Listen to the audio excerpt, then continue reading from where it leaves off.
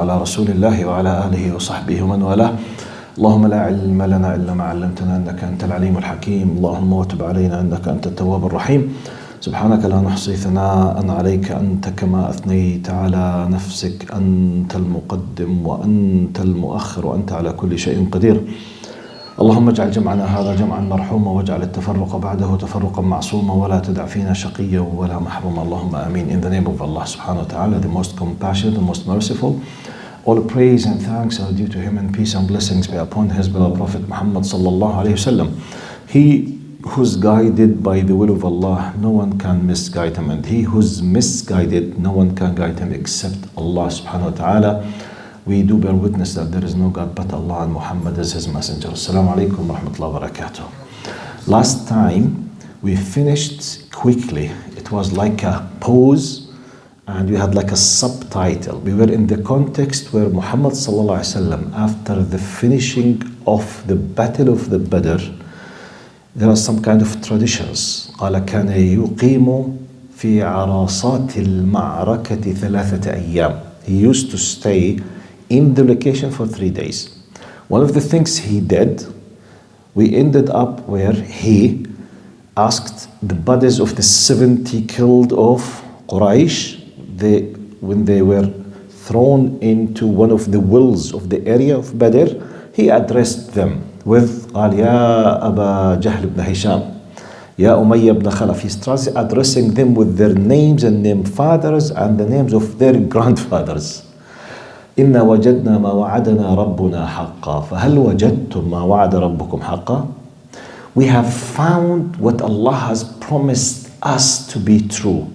إحدى الحسنيين إما النص إذا عدكم الله إحدى الطائفتين أنها لكم. Allah promised Muhammad sallallahu alaihi wasallam, it was part of the ghaib.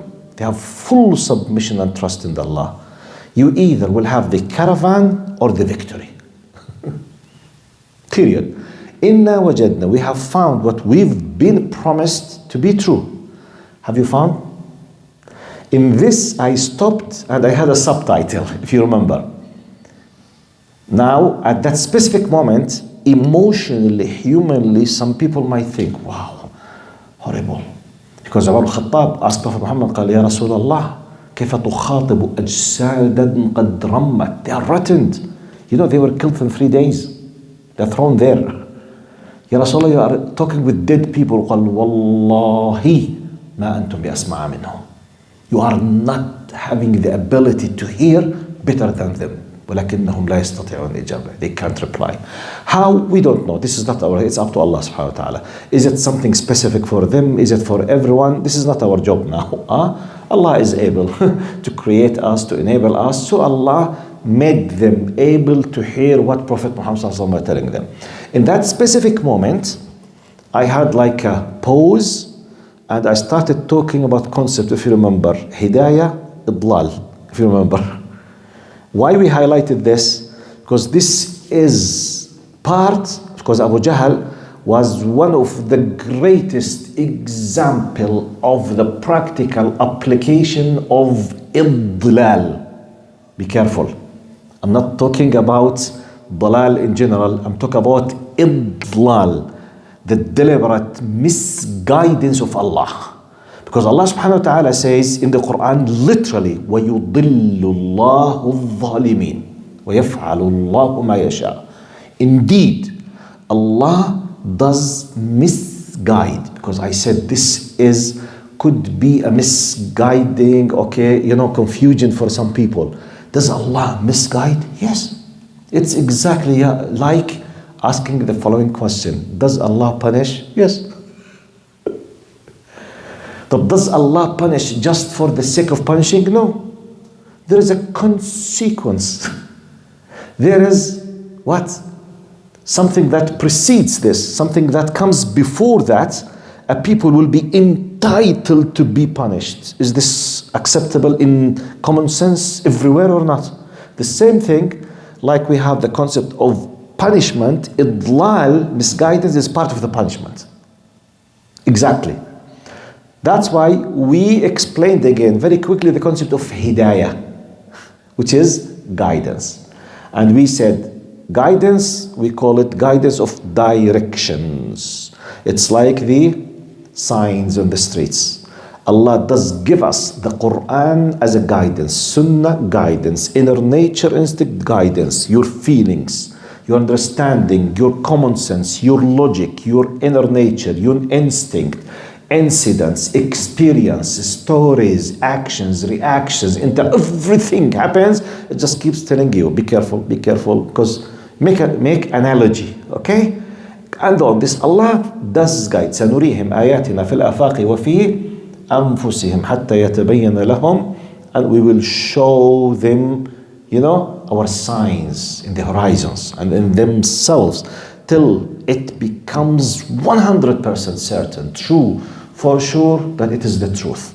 And Allah is doing this in His way. So Allah made these things. However, some of them were misguidance. I made all of these, so Allah does keep reminding me, guiding me, but does not force me. Allah guides, does not force. I have the willpower. Within another pause, our willpower is limited within the qadr of Allah. Yes, we have limitations, but here comes just our accountability. Another pause very quickly, because I'm concerned with fixing possible misconceptions. Our freedom in our willpower is bounded like the following example, with the general main idea of qadr. Like me driving a car on a highway with 5 lanes. Do I have freedom, relatively speaking? Yes. I have the freedom of moving the steering within 5 lanes. Yes or no? I have the freedom of pressing the pedal of the speed up to 200, 250, 300, and to slow down. And I have guidelines, lane 1, 2, 3, 4, 5, high speed, high limit, unlimited, middle, be careful. And I have guidelines. I need to follow the rules. Indicators, right and left. Check your lights of the brake. Be careful to keep adding the fuel into your car. Don't stop without an emergency out of a sudden in the middle of the road. Don't cause any chaos for anyone. Do I have the freedom on these things or not? This is my accountability. طيب. Does my car fly? No. So I'm not asked to fly with my car. So it's out of my control and part of the qadr of Allah, and I have no accountability. But does my car swim? No. I have limitations. My car is a normal car. It's not an off-road, it's not SUV, it's not four-wheel drive. I can't go in the off-road. I am limited. This is my qadr, okay? I'm limited with this. Within this, my test and my accountability, that's it. Do I have other things I can't control? Yes. I can do nothing with them. I'm not the decision maker of when an earthquake will happen. I have no control once the decision maker, i.e. Allah, decides that an earthquake or a volcano or a flood happens. What are the consequences of damage? It's not my decision. I'm just a receiver of the decision. My limits of dealing with the qadr of Allah is my reaction. I lost my house in the volcano. I lost my family in the the bombing attack of the enemy. I have one of two options. Why Allah? Something. Said La hawla wa la quwwata illa billah. Inna lillahi wa inna ilayhi raji'un. The flood took all of my family, my factory, my building, my car, my money. I'm still alive. It's a test. Period. Allah taken everything He has already given to me. My reaction. إن العين لا تدمع إن قلب يحزن إن على فراقك يا إبراهيم لمحزونون. We do have this kind of sadness. However, لا نقول إلا ما يرضي ربنا. We don't say except what satisfies Allah subhanahu wa ta'ala. إن لله, to Allah we belong, and to Allah we will return back again. Going back. Now this is within my qadr limitations. You come back, guidance. Allah gives me guidance, lawhat, signs, do, don't, be, careful, right, left, right, stop, pause, go. I keep following. But Allah tells me, don't eat pork. Hadar ya Allah. But why? Regardless, don't eat pork. No, I want to know why or otherwise. Shh, this is rudeness. Know your place. But we don't know the justification. Even though, if Allah, وَمَا كَانَ لِمُؤْمِنٍ وَلَا مُؤْمِنٍ إِذَا قَضَى اللَّهُ, if Allah said, don't eat it, don't eat it, even if you don't know the justifications. It's highly preferable to know it. But what if I don't know it? Be an obedient servant of your Lord. This is the rule. This is the guidance. Okay? So I keep following. I will be a successful, guided person. But what if Allah says, don't deal with gambling. Guidance. Earn more money in haram way. Be careful. Don't go to fornication and adultery. فاحشة ومقتا وساء سبيلا. Be careful going to the path of committing adultery. Fornication will destroy your life. Don't go. Reminder. I don't care. ولا تتبعوا خطوات الشيطان. Don't follow the footsteps of the shaitan. It starts with having an idea about a porno sites. Ended up being addicts on porno. Will lead consequently as a possibility of committing zina. So be careful. The guidance is there. I refused.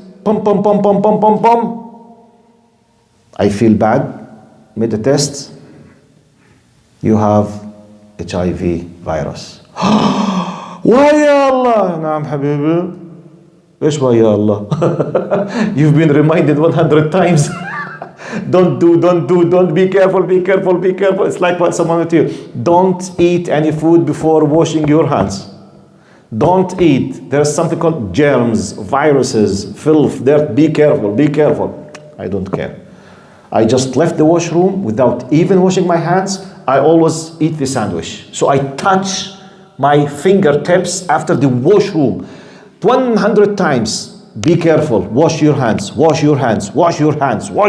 The consequence is sickness. This is misguidance. You got my point? So I'm just reminding you with something, because once we heard why I said all of this, just to connect you with the concept where Abu Jahl in specific, here I will end up just reviewing what we have done. Today we'll have just one new concept. Abu Jahl in specific, Abu Jahl was the one who reminded me, subhanAllah, with all of these concepts.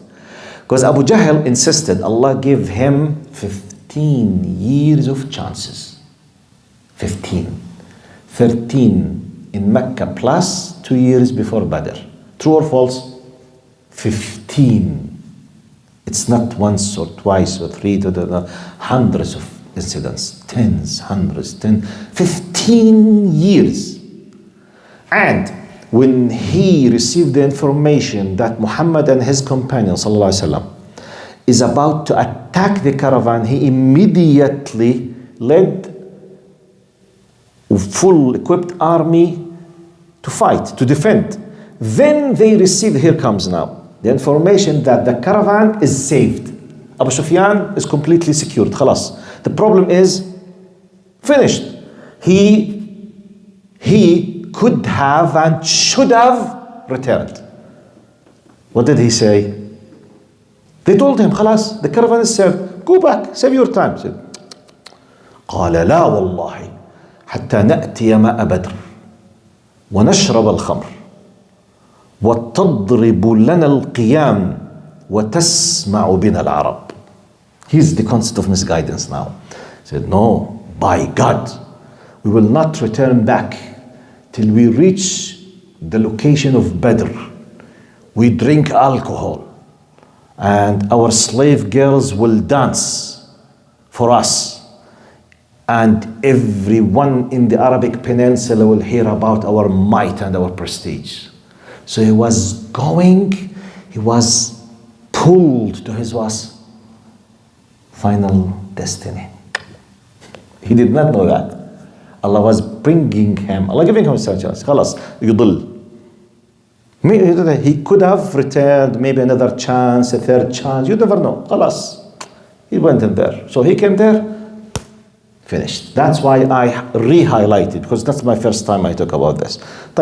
This is generally, I have reviewed now the last 4 sessions. What we have done in the last 4 sessions. Today we have just one simple, humble, beautiful concept, which is the concept of the spoils of the war, غنائم الحرب. Look now what happened. This is the first time for Muslims they gain a war spoils. Before that they were oppressed, kicked out. And when they went to stop the caravan, actually they were trying to return back some of their rights, because they were killed, tortured, kicked out, and they lost all of their properties and money with the Meccans. So they wanted to return back. And you know, Allah subhanahu wa ta'ala decided something else. Allah guided them to the battle, and in the battle the concept of the war spoils, غنائم الحرب, what has been left by the enemy army, you know, because in that time it's like in our terminology now, they left trucks, cars, okay, machine guns, ammunition, a lot of things, you know, food, a lot of things. This is called the war spoils. Now it is their first time. Look what happened in this specific. We will describe technically and literally what happened. Then we'll see the Quranic guidance and how this could be applicable on us here now. I will recite now exactly what Allahumma salli Sayyidina Muhammad, Ubadah ibn Samit narrated, Allahumma salli Sayyidina Muhammad, in the Sahih Hadith. He says, Ubadah ibn Samit, this is Sahabi, says, خرجنا مع النبي صلى الله عليه وسلم فشهدت معه بدرا فالتقى الناس فهزم الله تبارك وتعالى العدو. He's narrating and he's quoting something in specific now. He jumped very quickly. He said, I have witnessed Badr with Prophet Muhammad, and Allah defeated the enemy, the people of the Mecca, and we won. Okay, now let's focus. He said, فانطلقت طائفة في آثارهم يهزمون ويقتلون. Now he's explaining that as a natural consequence, without any kind of design of preparation, Muslims, after the end of the battle, they were divided naturally into 3 categories. The first category, قال فانطلقت طائفة خلف العدو يقتلون ويهزمون. A group of them, they started chasing the enemy while they were running back to Mecca. Okay? Regardless of the number, but it was a group of them, because all of them, they were 313. So let's imagine 100, 100, 100. So 100 were the numbers from me, just to make it easy of your imagination. We don't know the exact numbers. He said ta'ifa, a group of them started chasing the enemy while running back to Mecca. قال فأكبت طائفة على العسكر يحوونه ويجمعونه. The location of the battle itself, it's called the camp, the military camp, where the enemy has left a lot of belongings, such as, you know, valuable things, the swords, you know, horses, camels, food, shields, swords, weapons, whatever. Another group, they came and surrounded the camp and started protecting and collecting the spoils. قال وأحدقت طائفة برسول الله صلى الله عليه وسلم لا يصيب العدو منه غرة. A third group, they surrounded Prophet Muhammad صلى الله عليه وسلم, in specific the leader, to protect him so that not anyone of the enemy out of a sudden return back and he hits or hurts him. So 3 groups. The elite SWAT team protecting Muhammad صلى الله عليه وسلم. A group of collecting the spoils, a group of following and chasing the enemy. Look what Ubadah says. قال حتى إذا كان الليل وفاء الناس بعضهم إلى بعض. at the end of the day, when they return back to each other, it's like now, once the night is there, everything will settle down. They return back, they will sleep, they need to eat, they need to food, خلاص. قال فالناس, they return back to each other. قال الذين جمعوا الغنائم. Look to the stance of each category now. They started expressing themselves, what they think about themselves. Bearing in your mind, this is the first experience and there are no rulings in Islam regarding the spoils. First time. ما في teachings to tell who should have what. First time, materialistic gifts from Allah. With an amazing sudden victory has not been expected. Out of a sudden, in our terminology, millions of dollars they were given in their category, okay? 1,000 fighter with 1,000 horse. Can you imagine this? 70 they were killed, 70 they were taken as a war prisoners, tens and hundreds they were injured, tens of them maybe they left everything. So you are talking about really something very valuable. So category number 1, قال الذين جمعوا الغنائم, those who protected the spoils and tried to surround the camp. قال نحن حويناها وجمعناها فليس لأحد فيها نصيب. We protected them from the kuffar themselves to come back and to try to turn back their things, and we collected them, so it's our share. يعني common sense. قال وقال الذين خرجوا في طلب العدو, and those who started chasing the enemy and left everything and they were chasing under the possibility of being killed. So they were under threat. قال لستم بأحق بها منا نحن نفينا عنها العدو وهزمناهم. Said you have no right better than us in these spoils, because if we did not chase them, they could have returned back, attacked you and returned their belongings, and you lost everything. So because of our chasing for them, they did not come back. So indirectly we protected you. It's another common sense.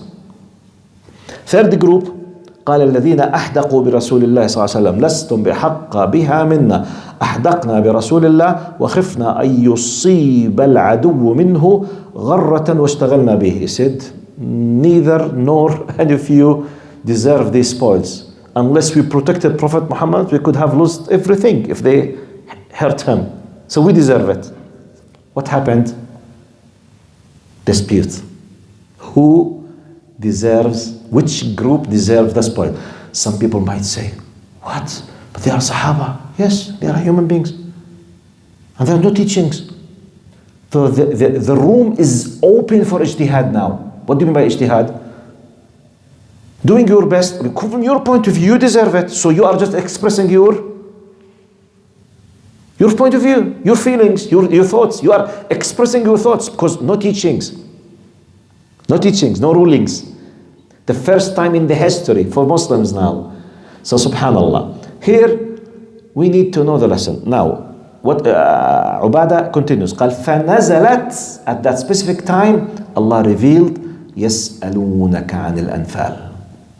قل الأنفال لله والرسول فاتقوا الله وأصلحوا ذات بينكم وأطيعوا الله ورسوله إن كنتم مؤمنين فقسمها رسول الله على فواق بين المسلمين. Allah revealed literally the chapter of Al-Anfal, or the beginning of Al-Anfal, where he says, yes, they ask you because they were confused. I mean, who deserves what? Depending on what? Who's right? Because logically everyone has a possibility of a common sense argument. Who deserves them? Allah subhanahu wa ta'ala revealed, they ask you about the spoils of the war. Tell them, Al-Anfalu lillahi wa rasul. It's for Allah and His Messenger. فاتقوا الله, fear Allah, be mindful of Allah. وأصلحوا ذات بينكم. The priority for now is to fix your relation, your hearts. Don't allow any kind of disputes or troubles or gaps between your hearts. واتقوا الله. So بينكم وأطيعوا الله, and obey Allah and his messenger if you were believers. Immediately. Then Prophet Muhammad ﷺ, he disputed them evenly, exactly like each other. No one has any priority to anyone else. Nor the group of protected Muhammad were better than or chased on, and those they were not better. All of them exactly the same. Period. Now, what was the biggest or one of the biggest lessons? We need to understand the following academic benefits. In Arabic, Islamic fiqh terminology, this is called zamanu tanazzul al-ahkam. We are witnessing now the time where Muslims were receiving the revelation gradually. So they were in a status, they have no teachings about specific manner. Then they received, they started applying. Now, this is in another terminology called tadarruj fil ahkam. They have a graduality in the teachings. They did not have it, they have part of it, then they have the full version of the teachings regarding XYZ, whatever it is. Hijab, for example. By the way, to the best of my knowledge, hijab, it was revealed at the time, according to Surah An-Nur, chapter Hadith al-Ifk. Just before of it, recently hijab was found. So hijab became an obligation on Muslim women around year 15 or 17 or 16 or 17 out of the 23. So can you imagine, by the way, the first 13 years in Mecca, Muslim females, they were not asked to wear the hijab. So they were known with their faces, then they were known with this area and that area. It was clear. They were not asked. They were just wearing what Arabs used to wear, the free Arabs. They were decent, chaste, modest, but they were not wearing the Islamic hijab. So we can't say, look, wait, this is tadarruj, which meant it was not, then it came. For us, we have tadarruj fit tatbiq. Yes, we might have a graduality in applying. If, for example, a new Muslim has just come now to this place, imagine he was an atheist, drinking alcohol, wearing gold, wearing silk, and he has a girlfriend, and he does not believe in Allah. Do you think now, if he asked me, excuse me, are you, I said, am I what? He said, are you the imam here? I said, yes. Can you tell me if I want to become a Muslim, what I'm supposed to do? And I want to become a Muslim. Do you think now I will waste my time to speak about the gold in his finger? Do you think? I'm asking, do you think I will speak about the gold in his finger? Definitely no. He does not believe in God. I will not discuss the gold now. Even I do not mention it at all. Not now. Graduality now. It's in the order of the priorities. Wearing the gold, comparing with denying the existence of Allah, is 1 to 1 million. Don't compare it. If someone say this is part of Islam, he should know now. He should believe in Allah and stop wearing the gold now. And now, let him call his girlfriend and say, hey, don't speak with me again, or otherwise he's not a good Muslim. I say, excuse me, you don't understand anything about Islam.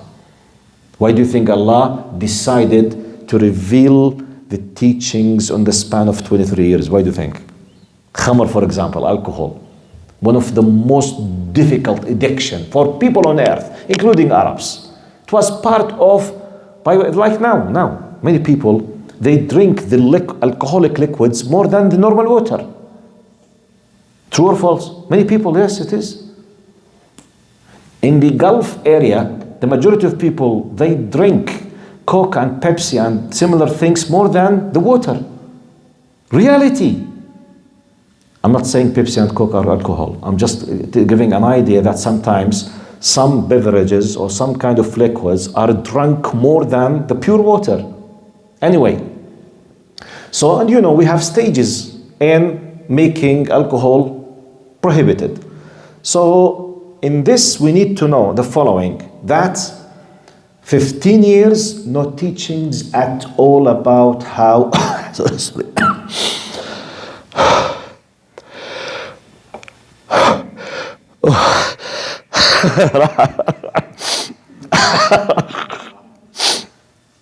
Oh yeah, it's very difficult when it's about to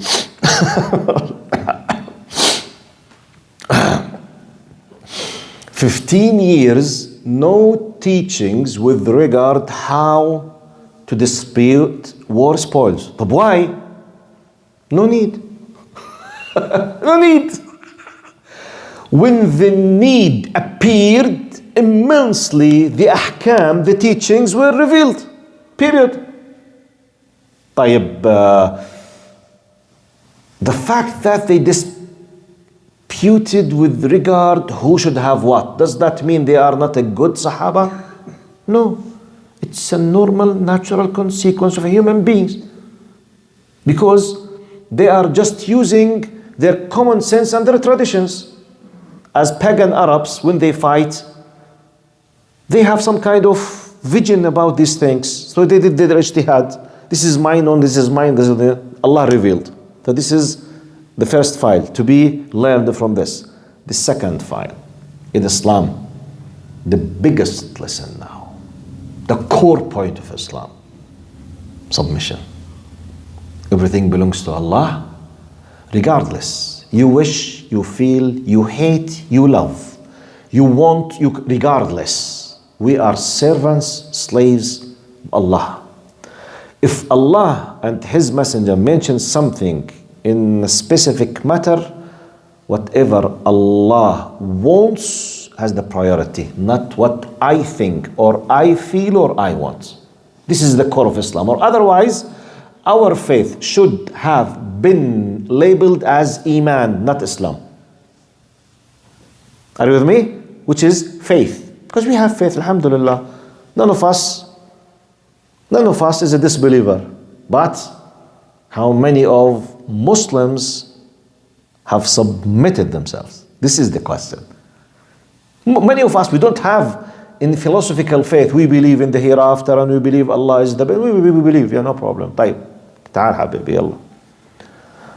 Wallahi, just simple, just one simple file. Because part of my existence in this country, I'm a university professor, yes. I'm an academic, I teach. However, 40 to 50% and sometimes 70% of my life, I do what? Family and marriage counseling. Which means I sit with couples who are fighting. They come to me to help them to fix their problem. Come and see now the level of being mindful, taqwa Allah, when if a husband decided to punish his wife, or a wife decides to use the Canadian law to punish her husband. Here comes the real submission of Allah. Just ask me what we do when you have some hatred for each other as husband and wife. Ya Allahu afwak. Ya Allahu afwak. I will show him. I will take 50% of everything he owns. But sister, you don't have the rights. I don't care. I will show him that Allah is haqq.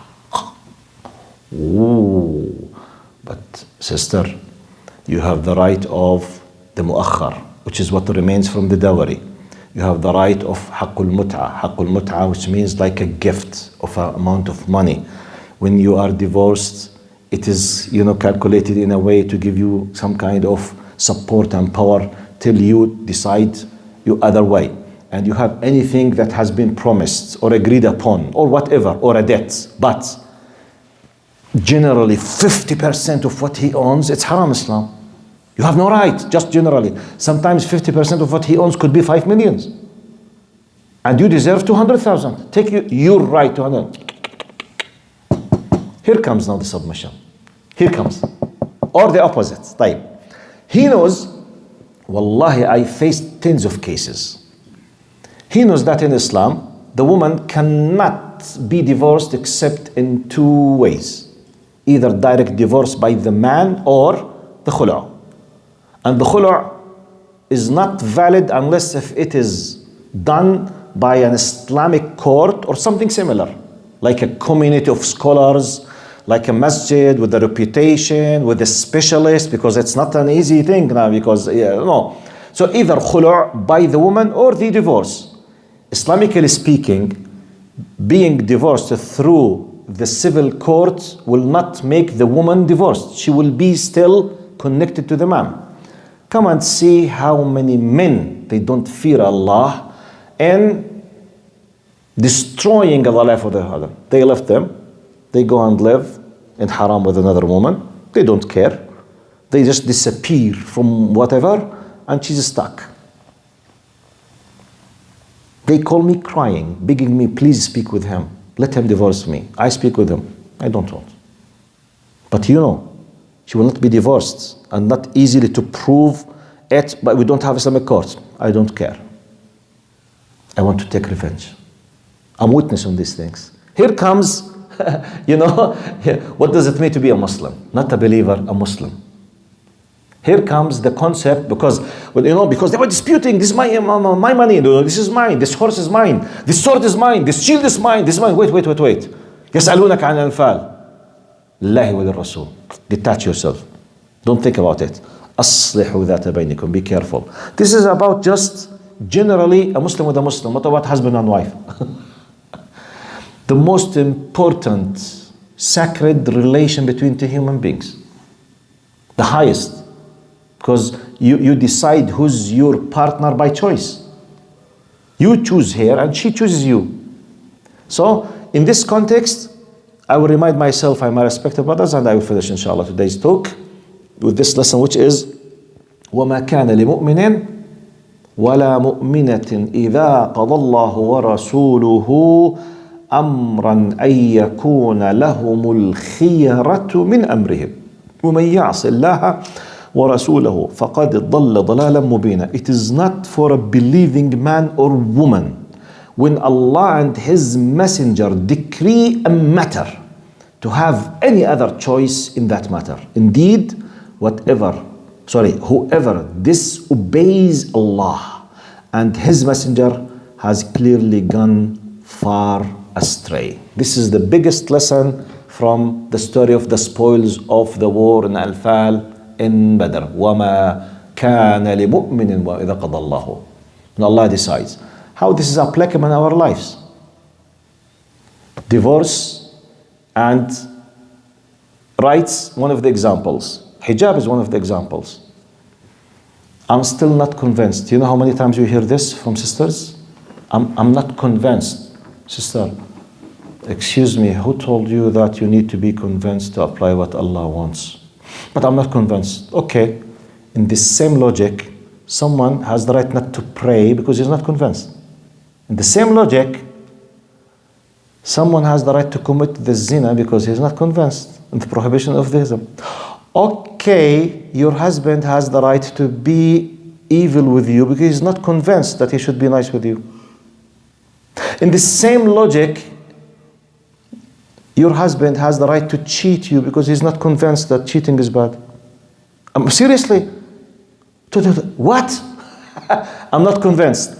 With the same logic, I'm not convinced to pay the zakah. I'm not convinced to pray. I'm not convinced to respect my parents. I'm not convinced of what other. Who told you that you have to be convinced? Some people, they say, you know, religions. I say, no, forget religions. Let's come to our materialistic life now. Imagine you are a secular or liberal or even atheist, God forbid, even, imagine. Is it true that every citizen in what's so-called Western world, they obey the law because they are convinced? I'm asking. How many people they are not convinced to pay tax? Not convinced. Please give me a percentage, really. What do you think? What is the percentage of the people they are not convinced, if it's up to them, to pay the tax? 100%. 100%. Let me have, different opinions, just to have the average. What do you think? Not convinced. 100? You all agree on 100? Totally agree. Huh? Totally agree. طيب. Yet, They pay the tax. Because they are convinced it's the law. Okay, so what, Habibi? It's not just the law. There is a power and ability of enforcement law. Yani if you try to escape from paying the tax, may Allah be with your soul, Habibi. Prison is waiting for you. True or false? Punishment. This, I'm talking about materialistic, has nothing to do with religion. By the way, how many people, they have the tendency to be tough and violent with their women and their children at home, but they count to 1 million before doing any bad behavior. Because what? The law. Because of their parents just, hello, I have a doubt of a violent father against his kids. 5 minutes. May Allah be with you.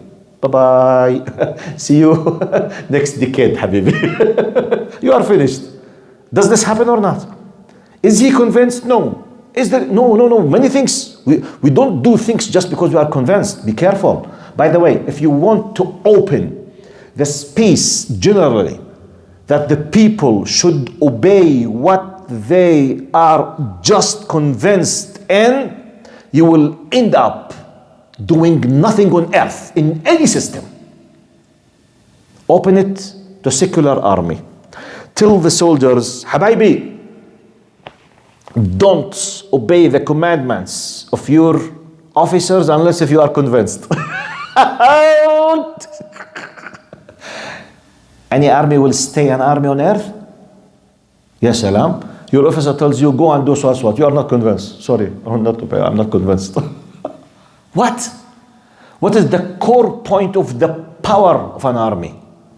Discipline. Discipline. Obey the commandments. Otherwise, there's no army.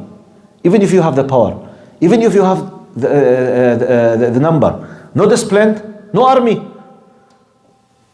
I'm not discussing religion now. I'm discussing common sense, materialistic world. Not طيب. Private sector. You are working in a company that is owned by a person. You are working with Elon Musk, with Bill Gates, with Steve Jobs. And you will not do your job unless you are convinced. How do you think you will stay in your job? Seriously, I'm asking.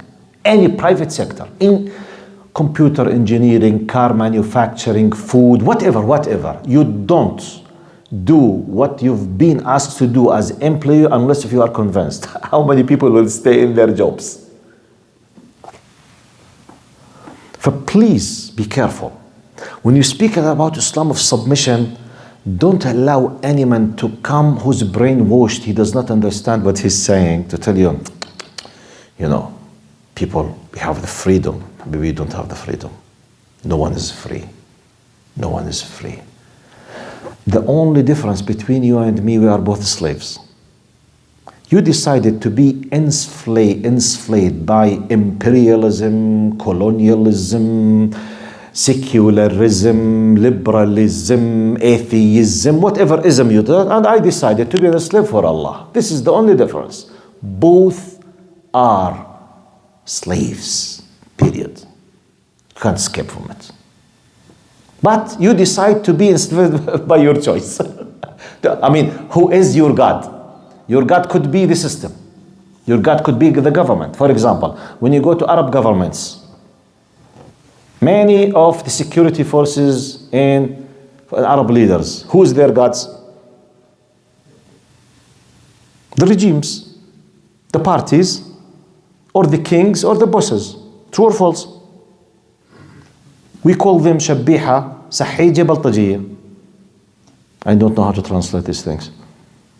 By the way, do we have translation for this? Seriously, I'm asking, I don't know.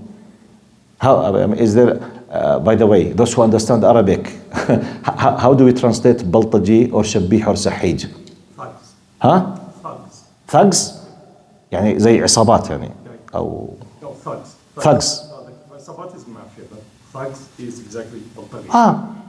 طب For example, this concept, they don't care with haram or halal. They don't care with right or wrong. They care with one thing. Their boss, their commander, the leader of their gangs, go kill, they kill. Is that true or not? In the ethical, faith-based meaning, they are worshipper of the regime or the person. I'm not exaggerating. This is exactly what is it. When someone tells them, you know the Egyptian very well-known statement, Abd Ma'mur Yabeh, which means I'm just what? Following the commandments. People, Allah subhanahu wa ta'ala said, what? In Fir'auna, وَهَامَانَ وَجُنُودَهُمَا كَانُوا خَاطِئِينَ. You are not excused. The haram is haram, the bad is bad, the evil is evil. You were commanded to kill an innocent person. You have no right. But they will kill me. Let them kill you, you will be a martyr. Don't kill an innocent person. Period. So if you decided to do so, you decided to be enslaved by this dictator regime. So this is the one of the most important core point of Islam is submission. Not what? Faith. Just. Or have a good, nice, beautiful, white heart and you love everyone on earth. Let's apply your love, Habibi. Clash of interests. You finish them. Here comes the submission. And by the way, many of the people who kill others now, they have a very nice faith and very nice slogans. But when it comes to their interests, they what? They don't care, no submission. Or they submit to their own interests. Here comes the importance of Islam, which is the religion of submission. Maybe I hate you. Maybe my feelings and the whispering of the Satan is convincing me to hurt you, but it's haram. I have no right. You hurted me, okay? I became a big officer in the police 10 years later. I have access to your private personal data. I can destroy literally your life and the life of your entire family. You are the one who hurted me. Do I have the right to hurt anyone of your family? It's haram. Do I have the desire? Yes. Am I dreaming a night of the possibility of taking revenge? Yes. Can I do it? No. Technically, can I do it? Yes. If I'm a Muslim, what will stop me is not the CCTV camera. What will stop me is not the surveillance or the operating or the no. What stopped me the fact that Allah told me وَلَا تَزِرُ وَازِرَةُ وِزْرَ أُخْرَى. You have no right to put someone as in charge for something he has done on it. But you know his father, not him. Her husband, okay, her husband, not her. I'm a hacker, for example. I can do a perfect hacking for his wife or his daughter and take their private photos and I can destroy their reputation. Haram. But I want haram. But he is haram. You have no right. They have done nothing to you. You can't have it. You can't. It's haram. Here's come the submission. By the way, if we don't have these rulings, any one of us can justify for himself doing anything. You can justify it, by the way. You can justify it, wallahi. You can find justification and you will be satisfied with your justification. And you can convince everyone with your justification. Here comes وَمَا كَانَ لِمُؤْمِنٍ وَلَا مُؤْمِنَةٍ إِذَا قَضَى اللَّهُ. If Allah and His Messenger decreed a matter, خلاص, submit. جزاكم الله خير. Finished our talk today. Tomorrow, if we stay alive, inshallah, we have tafsir session. Assalamu alaikum.